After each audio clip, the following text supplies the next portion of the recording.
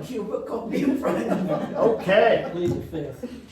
so there we go. Anyway, so tonight we're going to be talking about Leviticus, just so everybody knows who all is around. So online we got Mark Gerger, we got Ann Roberts, we got Gail and Avon, we got Chris and Linda.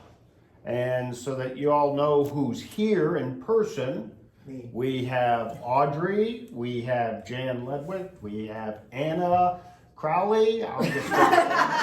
We got Joan Robbins, we got Steve Miller, and we got Joe and Beth Derrick. Okay, so that's all who is here. Who would like to open us up with a word of prayer? Would anyone be willing to do that? Sure. Joe will do it. All right, speak up so they can hear you over here too. Yes, sir. All right. Lord, thanks for a beautiful day today and for allowing us to come together to study your word and listen to Pastor Jeff and speak through him tonight and open our hearts in Jesus' name. Amen. Okay, so, yep, there, that's waving at you. All right. So we're going to be talking about Leviticus, and this is one of those books that when people go for reading the Bible through in a year, they do okay until they get up to Leviticus, and then it kind of grinds to a halt. And they go, oh, what does all this stuff mean? What's the whole purpose of it? And it just totally wrecks a whole Bible reading plan in one fell swoop. But actually, the book of Leviticus is really one of the more important books, and it helps us understand Jesus and what Jesus has done for us, probably better than any of the other books around. And you gotta almost look at it in that light.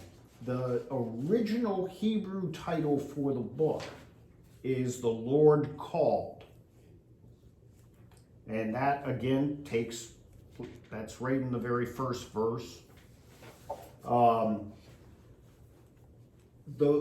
this is one of those books that then has a title that was given to it by the rabbis early in the post-exile period, and they called it the instructions for the priest. That then got translated into the Greek as Leviticon, the Levitical book, which then got translated in the Latin, and then that's where we get the English title, Leviticus. But interestingly, the tribe of Levi, the Levites, are only mentioned twice in the entire book.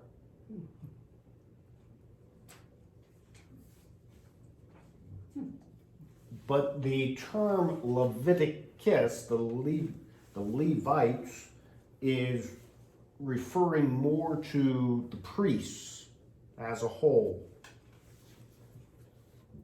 Now the theological themes, and there are some theological themes through this whole thing, the real primary one is this idea about holiness.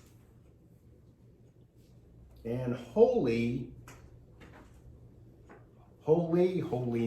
to be holy, as a verb and an adjective, occurs 152 times in the book.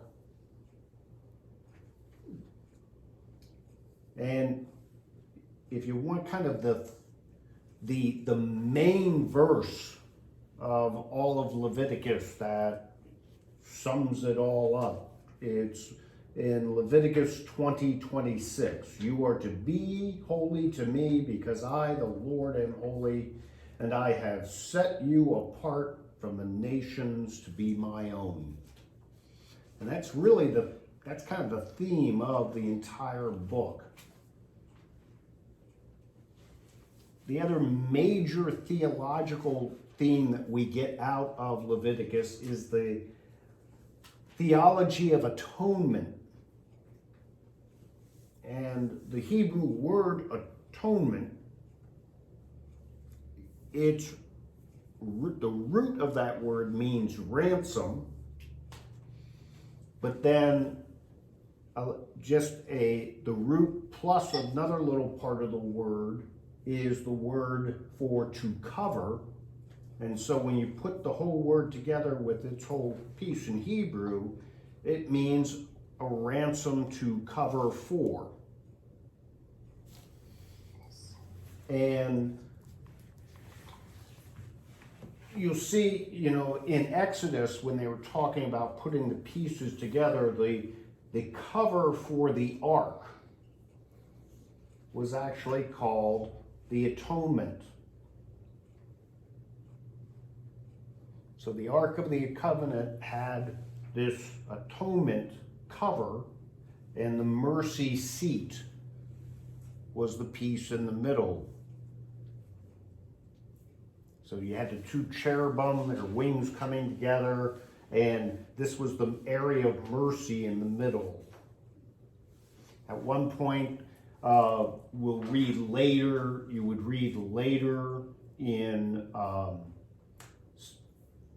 in Kings about individuals seizing the horns on the atonement, because you can't kill me now, type of thing, because I'm here before grace. But that's kind of a mythology that grows with that. It's not actually any basis for it.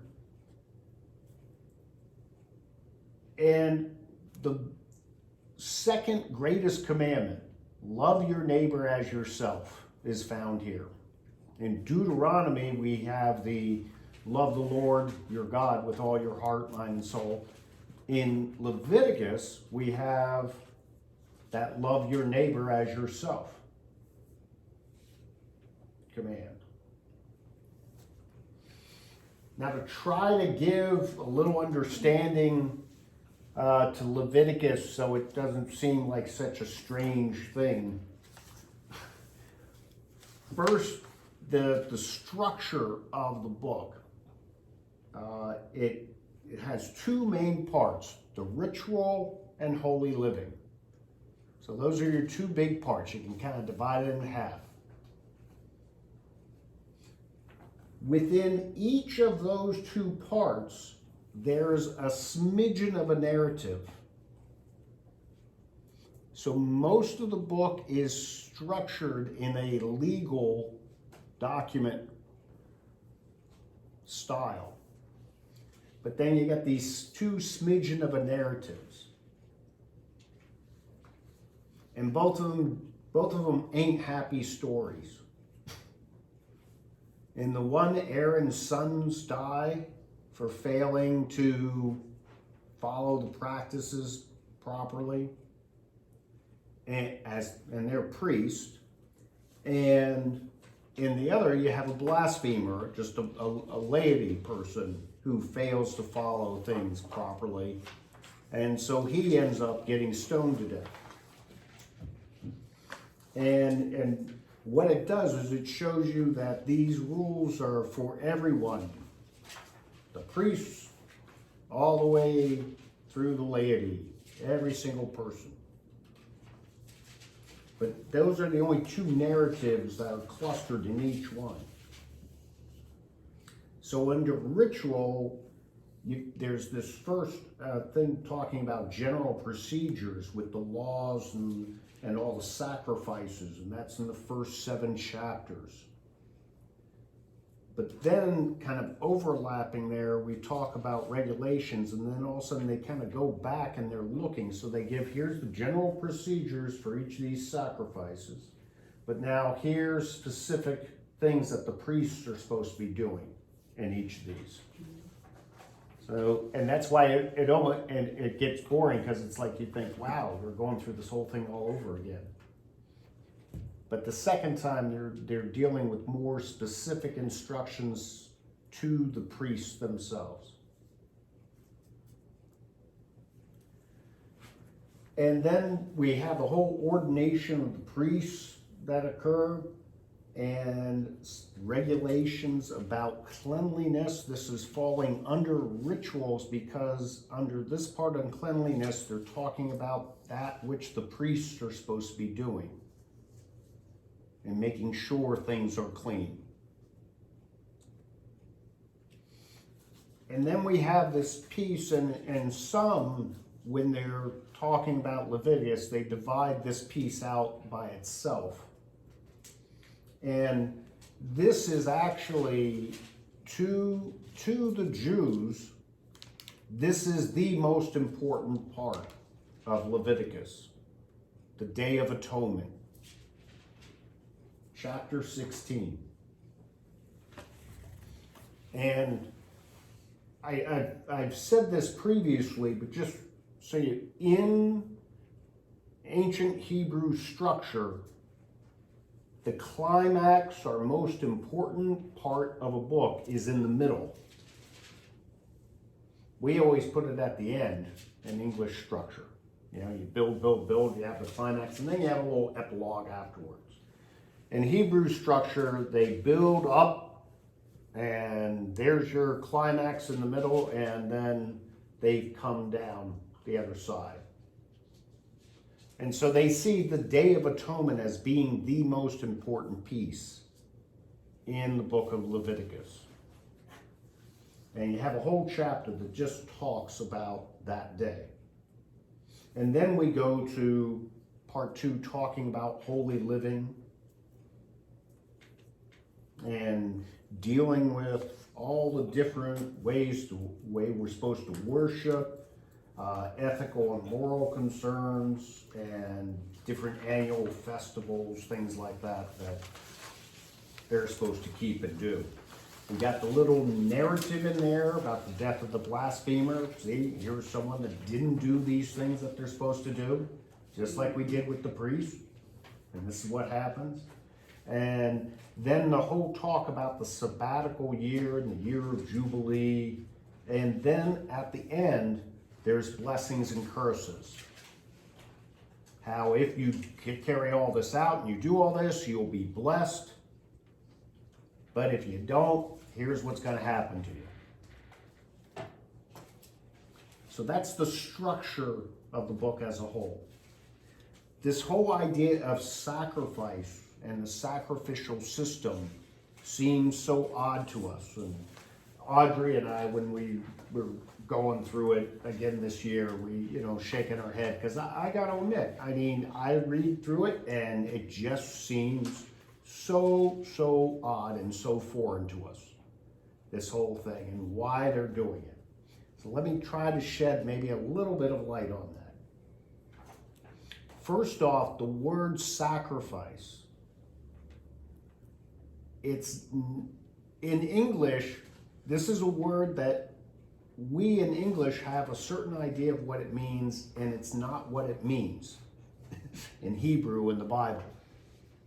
We think of sacrifice as giving something up. You sacrificed your life. You sacrificed this so your kid could go to school. You sacrificed work or what have you. And we think of it as giving something up.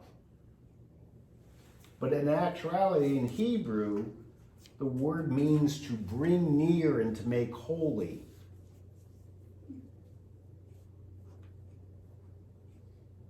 And that's a real significant thing. It's something that's coming near to God, but to be near to God, it has to be holy. And so it's a transference that's occurring from something that's common to something that then becomes sacred. Hi, Deb. Deb Elmeyer's online now too, and we got Sue Fromberger too. Hey everyone. All right. Hello everybody. So did Sue and Deb, did you get your handouts? Did you get them online? Yes, I did. Yep. Okay, good. Thank you. Thank you. All right. So much work you put into this. It's so great to have it. So now the idea of offering that's a gift. So yeah, think of it in that terms, that and the Hebrew word that's used for offering is the same word that's used for just giving a gift.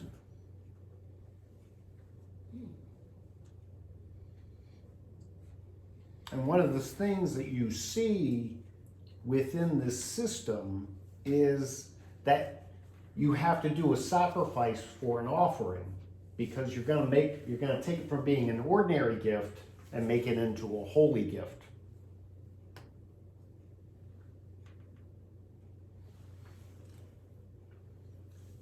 So all this is important because this is all part of this idea of atonement. And Christ's death throughout the New Testament is described in Old Testament language. The biggest area where it's described in Old Testament language is in Hebrews, but Paul puts it in that tone. It's done by the Apostle John also. I gave you two verses right there from 1 John 1:2, where he's the atoning sacrifice for our sins, and in Hebrews 9:22, without the shedding of blood there is no forgiveness. But this whole practice and how it's done helps us to understand what Christ did and the atonement that Christ did for us. So I'm just going to pause there. Any thoughts, comments, questions? Yeah, Joe. So there's no correlation then. I just happen to think this, I don't know, how the animals were butchered. Mm-hmm. Is that why, did Christ go through all that? Actually, he was butchered. Yeah. You know, He was butchered. He was. You know, beat. Yeah, he was butchered. Yeah, now, is that in correlation with that, or is that because he had to endure everything we would endure as our sins?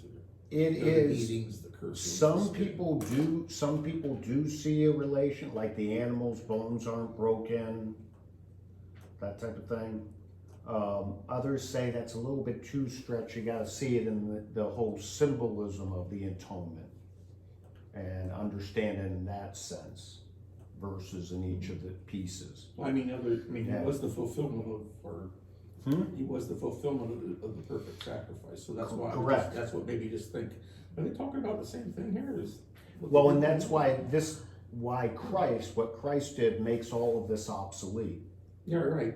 But I'm saying, are they trying, is that where the correlation is? Is that actual correlation for what they did to the animals, what we did to him? What I'm saying is Yeah, some see it that way, but you don't have any. and others say no. You got to just see it more in What's the your broad perspective? sense of the way atonement is done. What's your perspective? My perspective is you just have to see it in the perspective of atonement. The animals, and now Christ is called the Lamb of God, and the pure Lamb, so that the lamb being used is one piece, Mhm. but they're referring to the whole sacrificial system, Right. which is a ritual, and what it does, it is taking the common and making it holy. So at the general procedure that we have next there, so the animal has to be without defect, without blemish. We see that in every piece. The person bringing the animal lays their hands on it. And this is the transference of sin, or the transference of the impurities of the person upon it. Because sometimes it's not for a sin offering, but the person is always doing it because now the unholy part of that person is being transferred, and this is transforming that person into something that's holy so that they can come near God.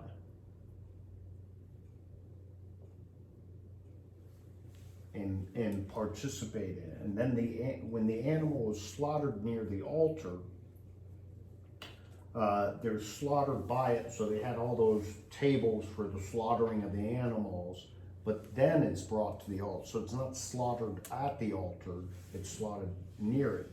And there's the sprinkling of the blood. There is also a portion or the whole, depending on the offering. And I have a whole diagram of all the different sacrifices and offerings in the back here on this sheet. Was burned, just burned up, gone.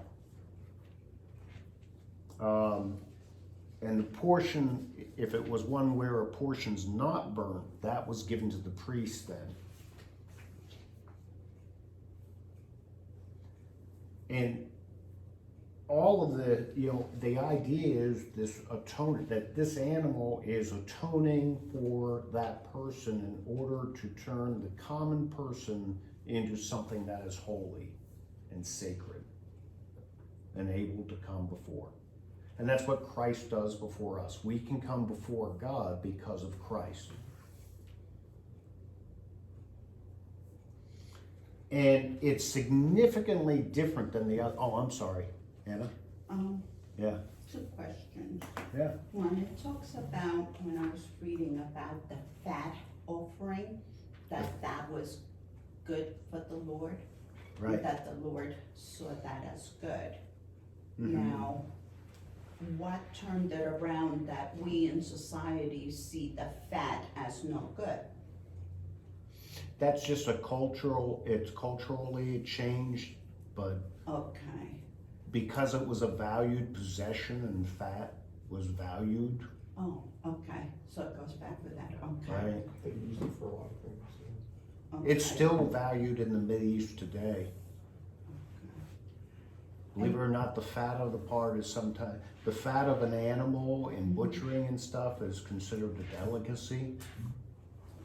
Well, to me, sometimes it is. In the Mideast, yeah, and it's something that people, if prepared properly, it's like the best. And the Whereas we go yuck, as we feel our arteries harden. But, and the other question is, I see it. like, the Jews Right. who have not accepted Christ, how do they still do sacrifice? How do they? No, they don't, because they can only do sacrifice at the temple, Okay. and they don't have a temple. Since 70 AD, when the temple was destroyed by the Romans, they have not been able to do sacrifices. So how do they have a relationship? How do they come? Yeah, they can. They can, so there is, Right. Now, depending on what type of Jew you are, but yes, it creates a dilemma, and that's one of the reasons why you real Orthodox Jews want to bring back the temple right, okay. and remake the temple. That's a big part. Your Reformed Jews, they don't care, because sometimes they're close to even borderline atheists. They can, They see Judaism more as a cultural thing and Yeah. preserving cultural traits and heritage. Yeah, So what do they do in place of sacrificing animals? nothing. They don't. they have no, They can't, because that's by Judaism, you cannot perform sacrifice outside the temple. The temple was the only place you could do a sacrifice. And they never had any opportunity to rebuild it? No, not from 70 AD. So they can't, But they yearly still have their Day of Atonement, What? where they go to. You have the Day of Atonement. They go to a wailing or pilgrimage to the Wailing Wall. Well, even here in the United States, right, Mhm. they go to their, what do they call them? Synagogues. Synagogues. Yeah, And they have the practice but it of was coming together, but they Right. don't have the transition that you talk about here Right. where the animal is really taking away. Right, So so to they're- me, how can so they they even be, So they're never cleansed They're never in their really- understanding. yeah.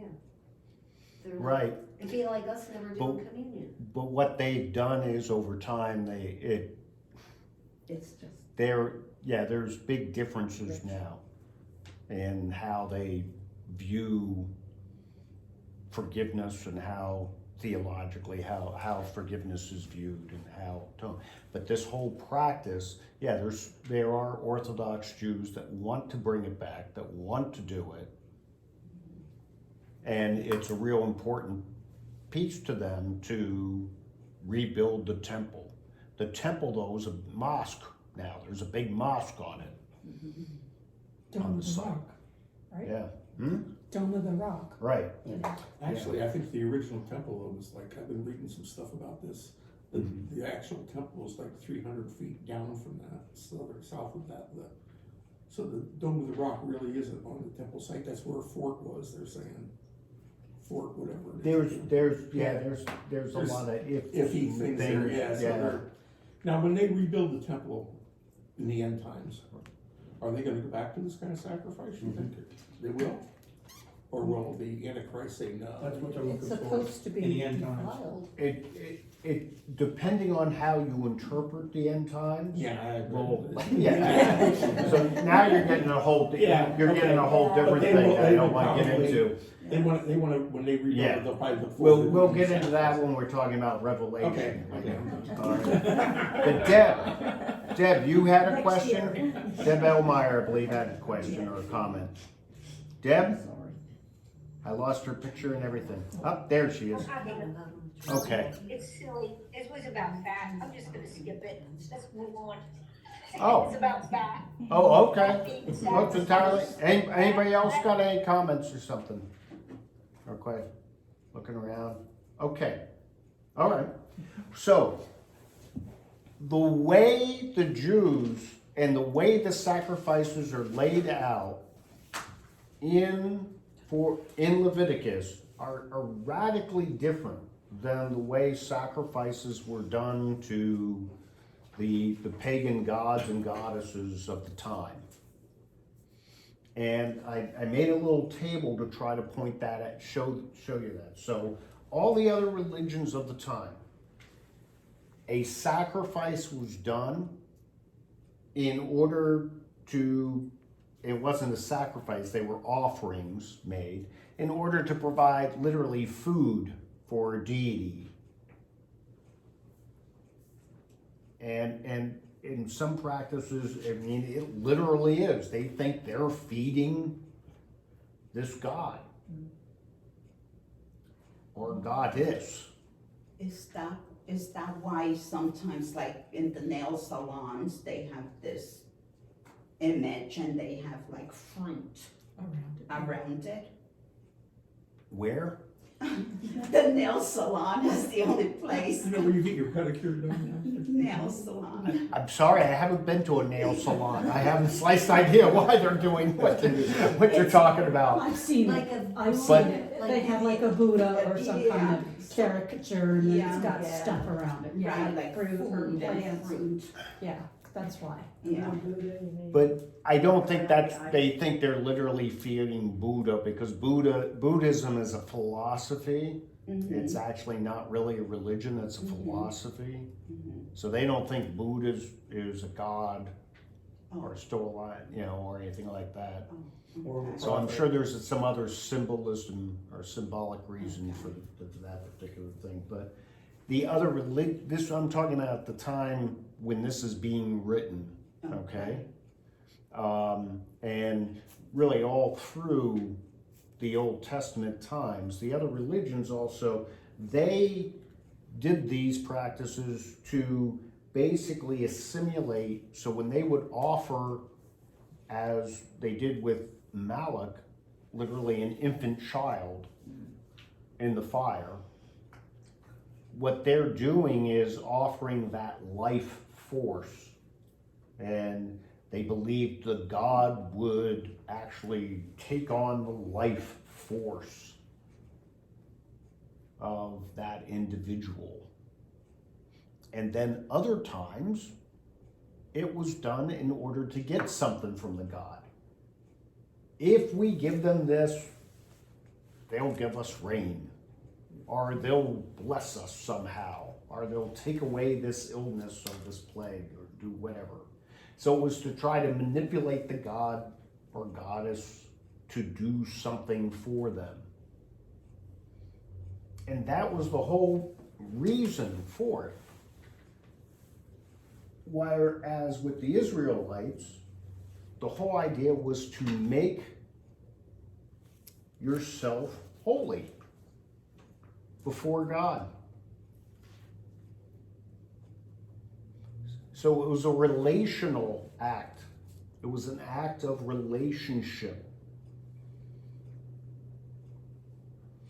And it was to give thanks to God and praise to God.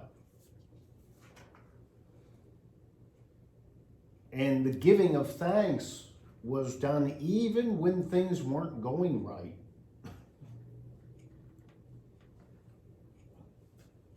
And then it was also to atone for sins.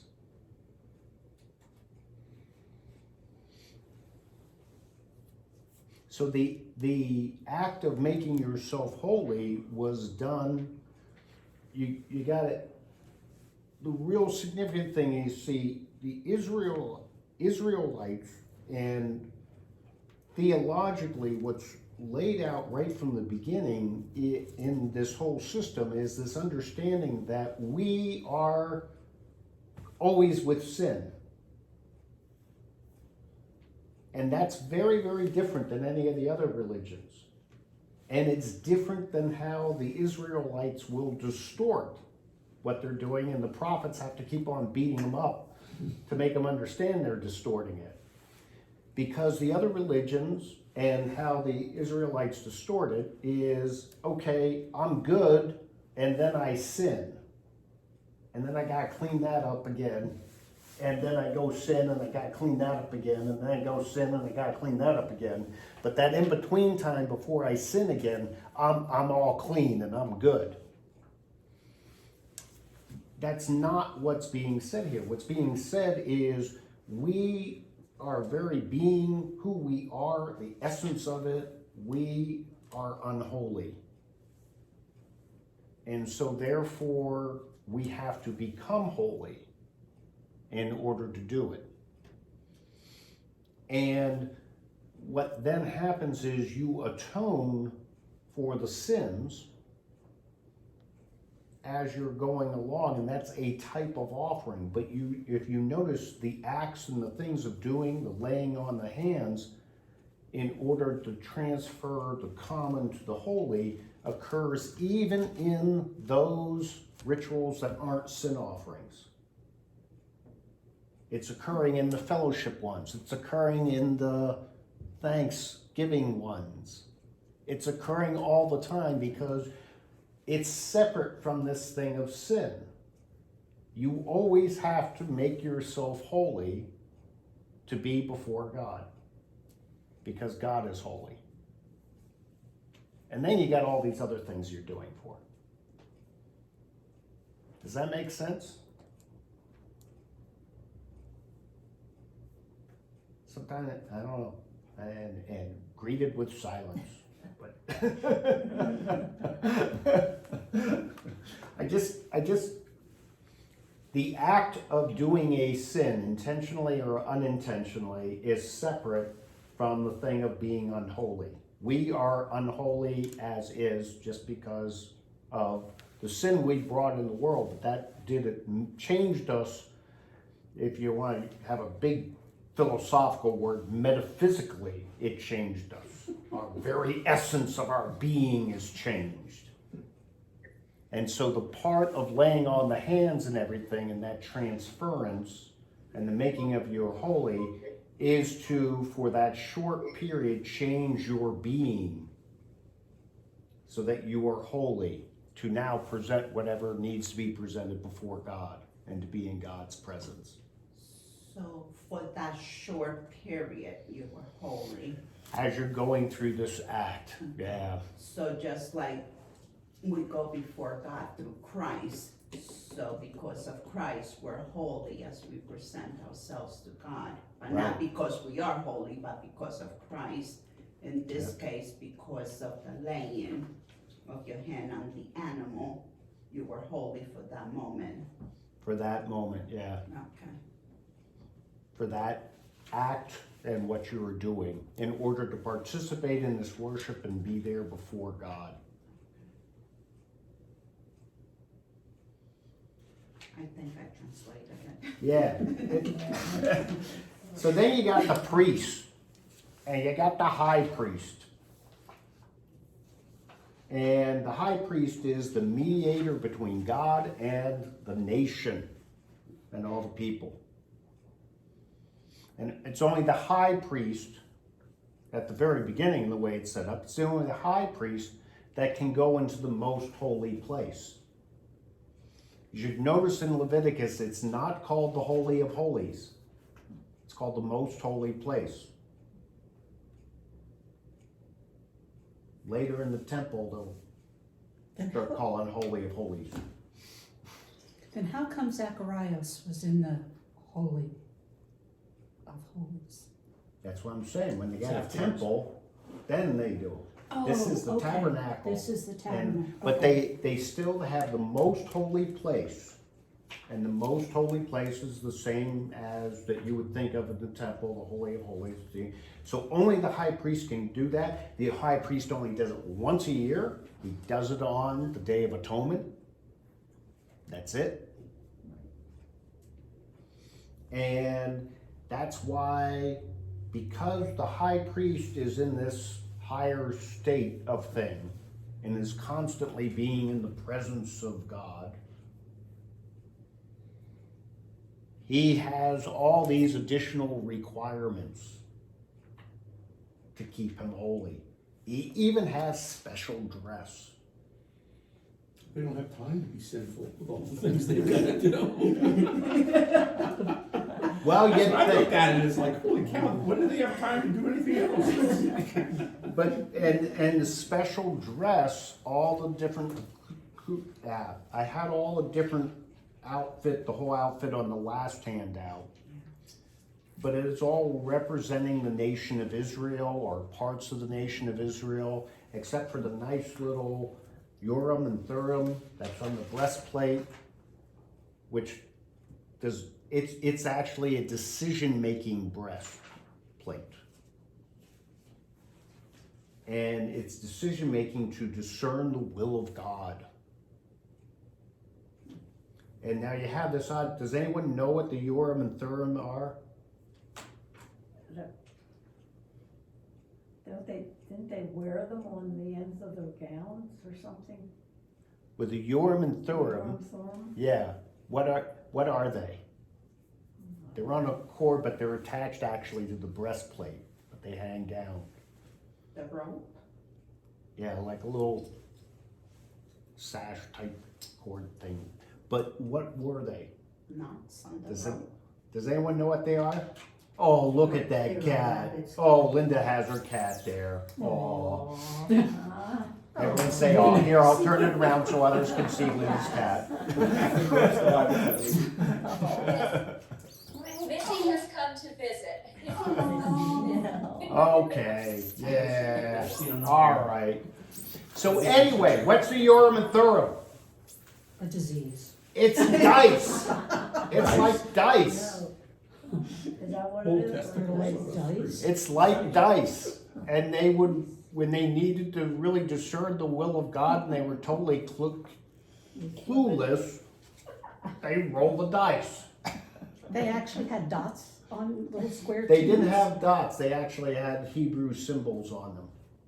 Like an 8-ball, yes, no, maybe so. Yes, You know, that's what they're doing. Like a- well, but this was, so it's like the casting of lots to discern God's will. That's what they were supposed to be used for. And the funky dress which I personally am so glad that I, as a pastor, do not have to wear. Up there. That dress, again, if you compare that to the way so in other religions of the time, their high priest was actually considered the spouse of the god or goddess. And so they would have women as their high priests if it was a male god, and they would have a male priest if it was a goddess, or sometimes they'd do others if they were gay, and they'd have some that actually supported that. And in the other religions, you'll find that the priests or priestess are not that much clothed.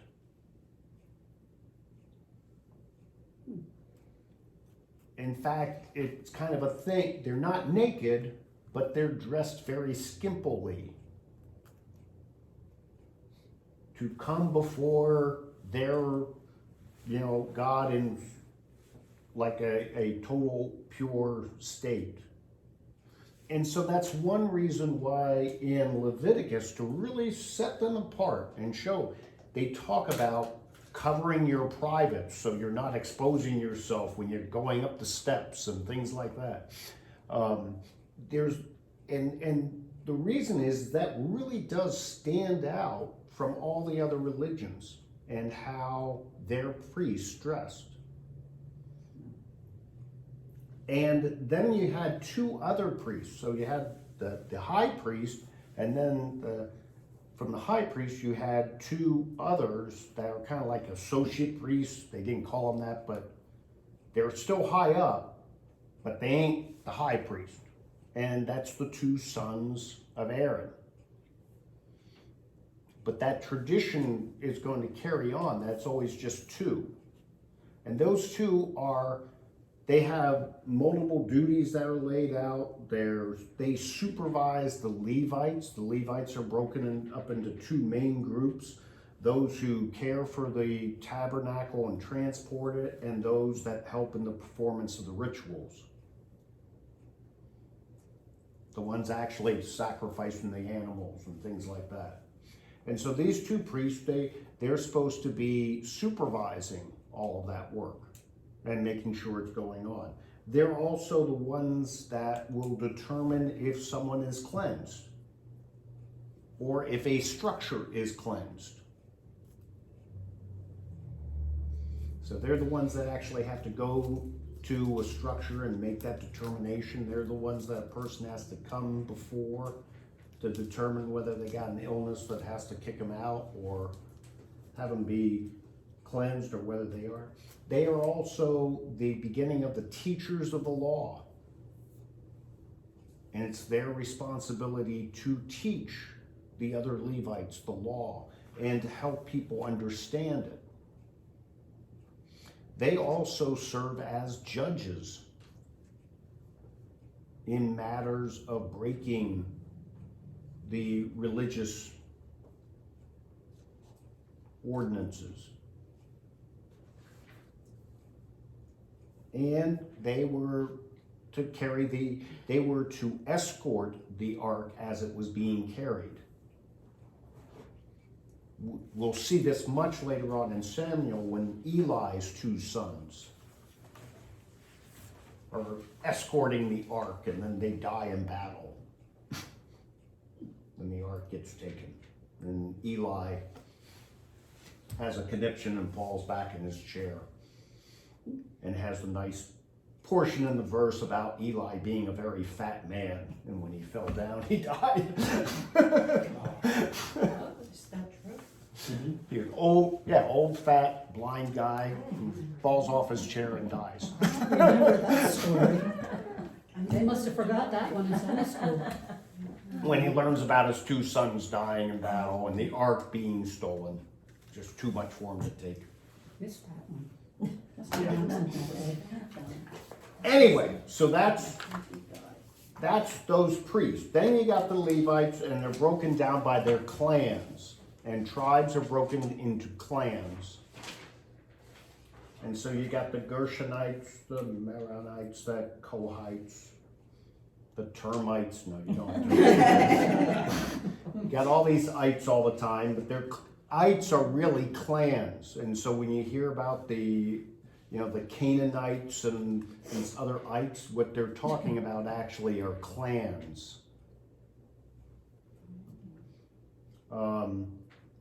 But then they have their responsibilities, and it's broken down. And then we have the whole death of Aaron's two sons. I mean, they're dedicating the whole tabernacle. They're on the 8th day of this dedication ceremony, and Aaron's two sons bite the dust because it says they were offering improper incense before the Lord. And so the incense had to be made a certain way, couldn't cut corners. They didn't do it, and they're offering this before God, and God kills them. It says fire comes out, wipes them out. You said it was improperly prepared incense? Yeah. Incense, nice. Yeah.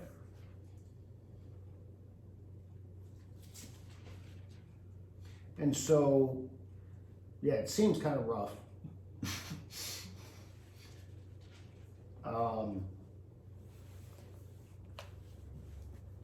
But the part here is that obviously their heart wasn't into it. They weren't doing, and that right off the bat, one of the things that gets reiterated over and over and over again is about our heart being for the worship. That's what makes this act of making a person holy. It's the entire person to include their heart. And so if the person's heart really isn't in it, then they're not being holy, and then they can't be before God. And yes, God's laying out the line right off the bat. They will be struck dead because something that's unholy cannot come before God.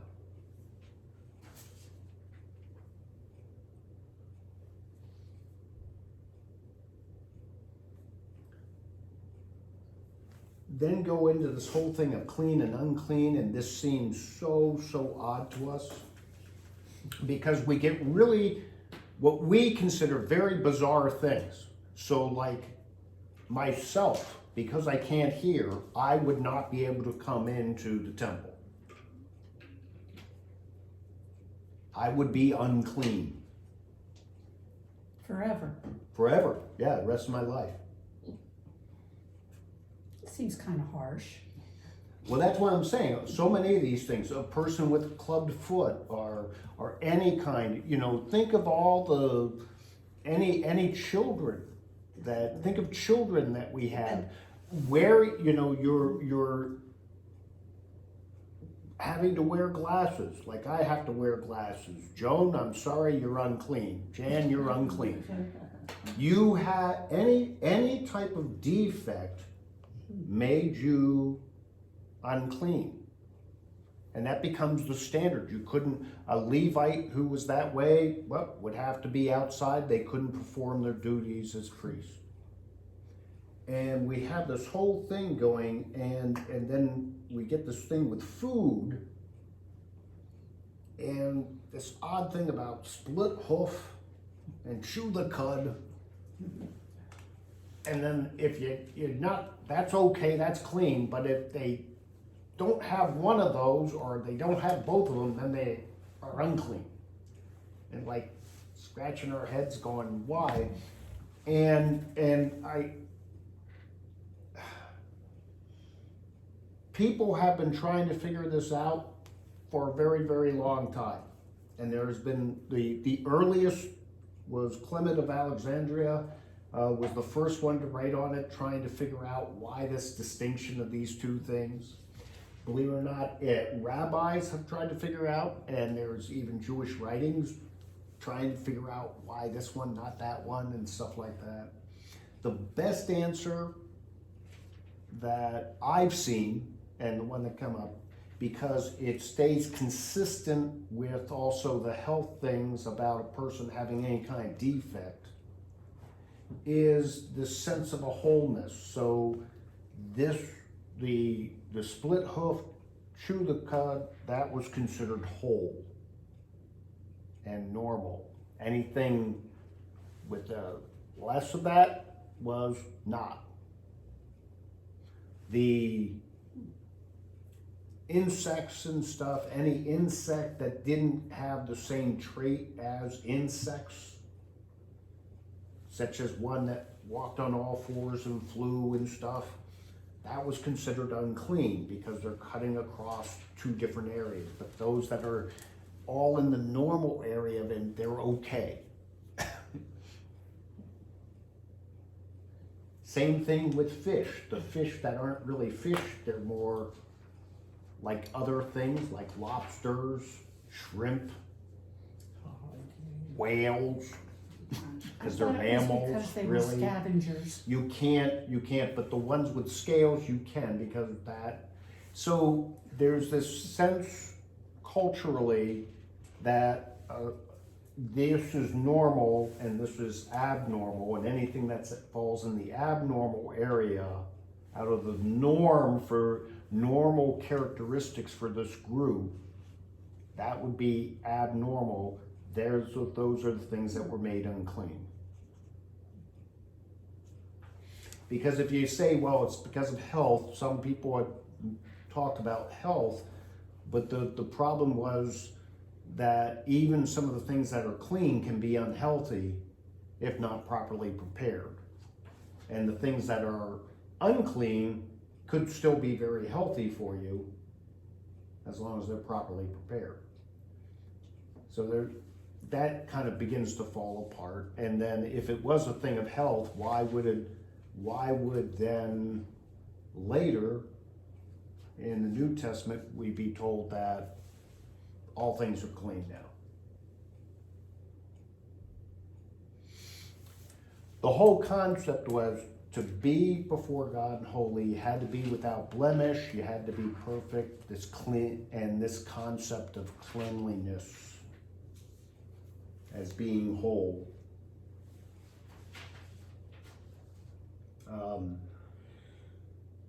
Any questions or comments about that?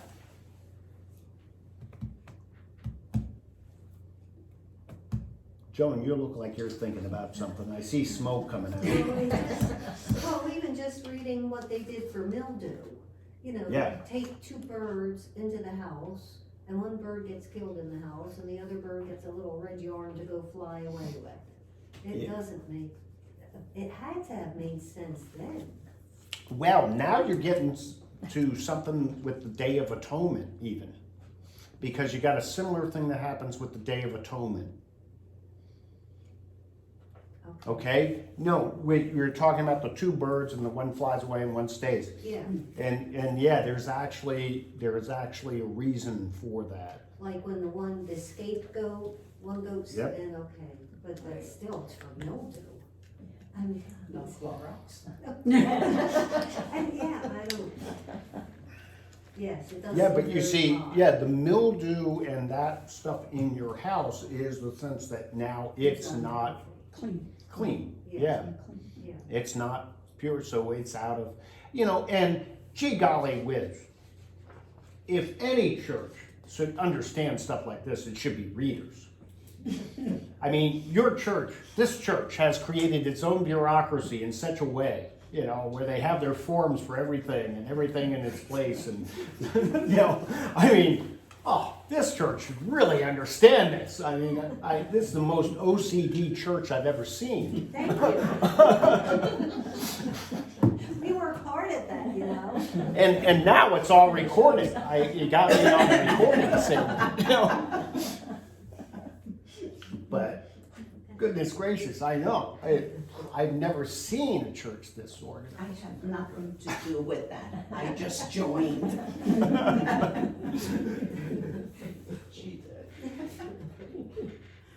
Yeah.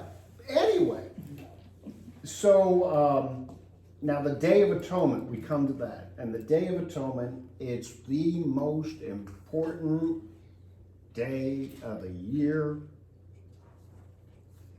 in Judaism. It still is to this day. Even the rabbi who was my dissertation chair, Jack Rabin, he was a Reformed Jew, but he was also a rabbi and a professor and everything, and he did not really believe in God. Judaism to him was a cultural thing and carrying on cultural traditions down through the time. He just saw God as this kind of thing you could never understand or know, that was out there, and that's that. But even he was very, very, very conscientious about the Day of Atonement. And about it is the most important across, it's the one thing that unites all the different branches and groups of Judaism is the Day of Atonement. And this is the time when the high priest would enter the most holy place, and he had multiple sacrifices that had to be done, where he is transferring not just his own sin and making himself holy, but he has then an act where his laying on the hand, because he's acting as the mediator for the nation as a whole, he is laying on the hands, he is making the nation as a whole holy for that moment. In that other, so he does these multiple sacrifices. And then he also has a very special dress that he wears for that particular time. He goes from his very fancy high priest garbs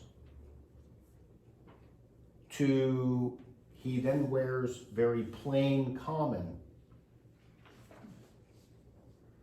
priestly garbs, the same kind of garbs that a regular old Levite would wear. And this is for humility's sake and to humble himself.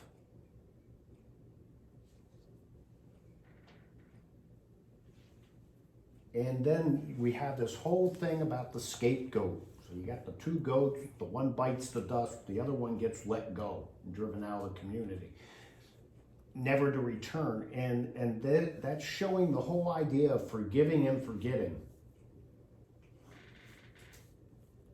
That the sins are not only forgiven, but they are forever cast out. And we see this in some of the Psalms later as they talk about sin, how God casts out the sin, how sin, we are separated, God forgives us our sin, and it's as far as the east is from the west. And that was the whole symbolism of that goat being cast out, because now the sin is totally forgiven. It's the whole reason why the bird with the little red thing is cast out of the house, because now the house it's as if the house has always been clean and we don't worry about it. In other words, you can't go back and say, well, Smedlet's house was unclean, back in 2 years ago there, and now it's happened again. You can't bring it up. It's as if it's gone. Record's totally wiped off. And that's why the bird goes out the window, type of thing. But that Day of Atonement is so important. We call it Yom Kippur, which is actually short. It's a shortened version for the whole title.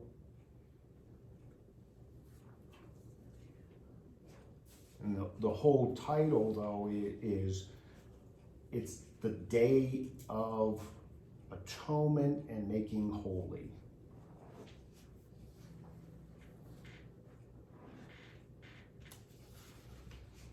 They then go into this whole piece, and we can end up right here, which is perfect, on holy living. And all these sacrifices and offerings that they talk about people going through and doing, this is the means of grace of God. This is the means of grace of God, of how they're enjoying the grace of God.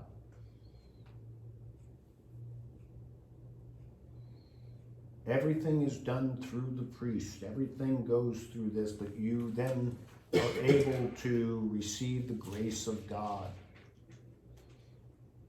Currently in the sermons, I'm going through the means of grace. We don't do these. We have other means of grace, from scripture reading to prayer to worship itself. Silence and solitude. There's multiple means of grace, but we call spiritual disciplines, but this was their primary means of grace that they have. And the practices, as you go through these practices, what is seen is this is the act of really setting people apart. The sexual practices that are specifically forbidden are ones that other religions have link in different ways to their pagan worship.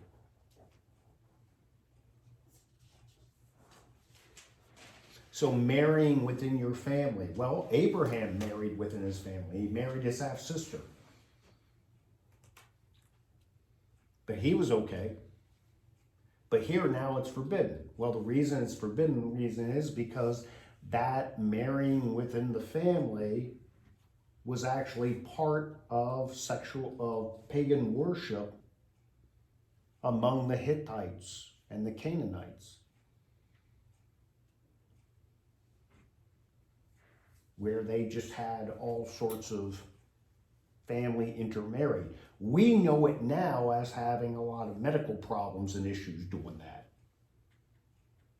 Good old George III of England was a result of that. Sorry, I digress on that side. But he has nothing to do with Leviticus. But the primary reason for each of those areas, each of those pieces in there, at this point is really a setting apart and a making apart. And that's why those specific ones are mentioned and not others that we can think of.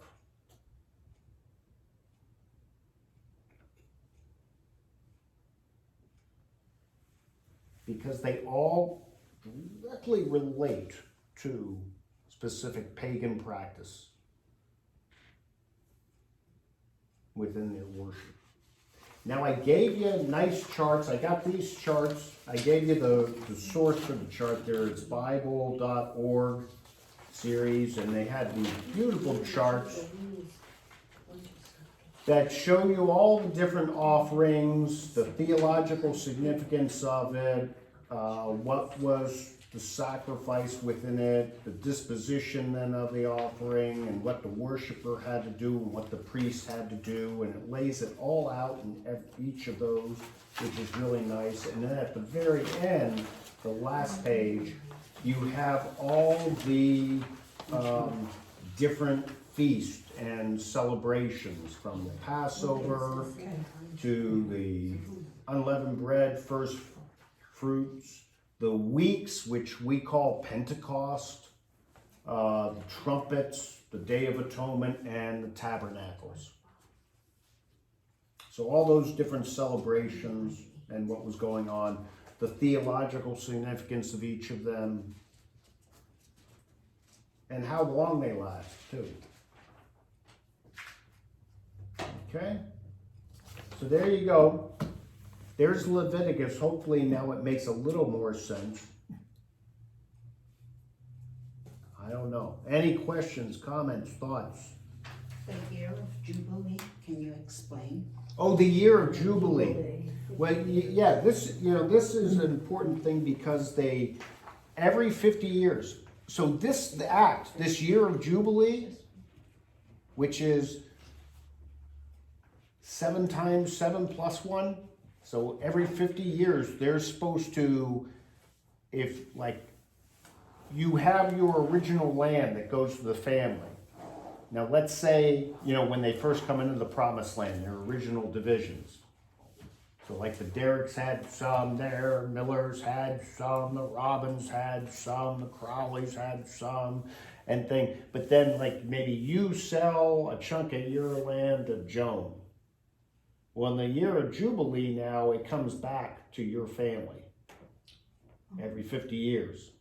So everything kind of resets back to the original thing. Slaves get set free. There is no perpetual slavery, all sorts of things. It's a year of total. And guess what? What you will see in the Old Testament is they never celebrate the year of Jubilee.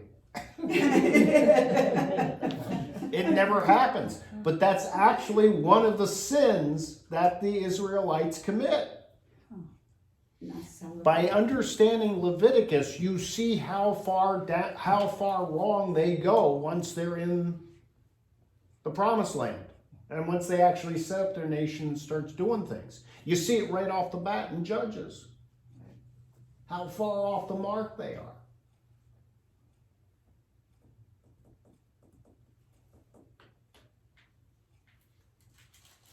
In all of that, the whole year of Jubilee, the years of rest, every 7 years, a year of rest, 2 for the land and all that stuff, all that is under the loving your neighbor as yourself, loving the alien that's among you.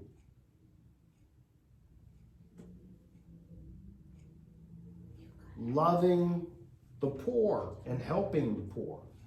All of that's under that, and it's done for very specific reasons of that.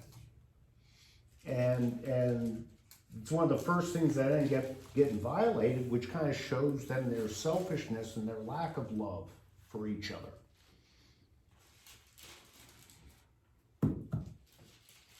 Thank you for reminding me to quickly cover that. Thank you for explaining it. Okay, any other comments, questions, thoughts from anyone? Yes, Susan. Why is it so important for them to have unleavened bread? Like everything you read is unleavened bread, unleavened bread.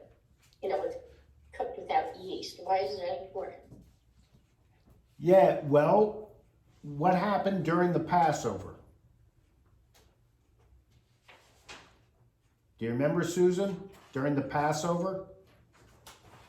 Well, yeah. Well, Okay. You mean like the Last Supper? No, well, it's not the Last Supper yet, but I'm talking about the Passover that occurred, the very first one in Exodus that we talked about last week. So they had to quickly pull everything together.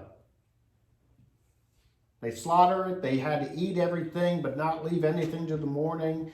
They had to take bread with them but made without yeast as they were going. They didn't have time for it to rise. Yep. So now so that's the one reason is it's always in remembrance of the Passover and being saved by God and rescued. That's the one reason for it, why they emphasize it. Another theological reason is it because yeast becomes a symbol of corruption within us and of sin within us. How so? How's that? How so? Yeast infects the whole bread and causes it to rise. Sin comes in us and infects the whole self. Gotcha. Yeah. Okay. And so that's That's why even Christ uses the symbolism of yeast in some of his parables and messages. Thank you. Yeah, sure. Homework for next week. Oh, Yes. Yes, hold on 1 second. I got it. Yep. I forgot. Make sure I got it right. We're gonna get you outside. Yeah. Yeah, Yeah? yeah, Because now we have homework. yeah. We always have homework. Oh, yeah, well, Yeah. we were doing it, not on this side of the table. Yeah. This corner of the table, we don't. You're not throwing that side of the table. He's in between. I'm either hot or cold. I still have to go take coffee. Oh, I didn't need to bring this. Okay, so next week, there is no Bible study next week. It's Ash Wednesday. Oh, There's no one. It's our Ash Wednesday. We have a church service, an Ash Wednesday church service next week at 7. Okay, so there is no Bible study. But then the week after Ash Wednesday, that next one, we will be carrying all the way through Lent and everything. Same time, 6 p.m. The next time is the book of Numbers. That's worse than Leviticus. That's worse than Leviticus, I thought. Me, no. Well, some people are CPAs and they like numbers and stuff, you know. What happened to You Deuteronomy? think Numbers is better? Yeah. Huh? What happened to Deuteronomy? But It fell out of the book. it yeah. That's after Leviticus. Leviticus, oh, you're right. Numbers. Yeah, Numbers is next. First. Numbers do the right. Yeah. Sorry. I'm about to say, you had me questioning over there for a second. All right. So the next time we meet is 2 weeks from now, and it's the book of Numbers. I must have liked Leviticus. Once we get into Deuteronomy, there's going to be a bit to split up and some Psalms thrown in that we'll be reading also. Oh, goody. Okay? Wanna know how I got through Leviticus? Okay, any other questions or comments? Because I kept falling asleep reading it, honestly. Okay. Very good. See you later then. I went- Bye. I went online and found it Be blessed, stay safe. where they read it to you and it has the closed captions so you can read along. I found it much easier to get through it What's that? without falling asleep. Through When you Leviticus. first do it in the morning.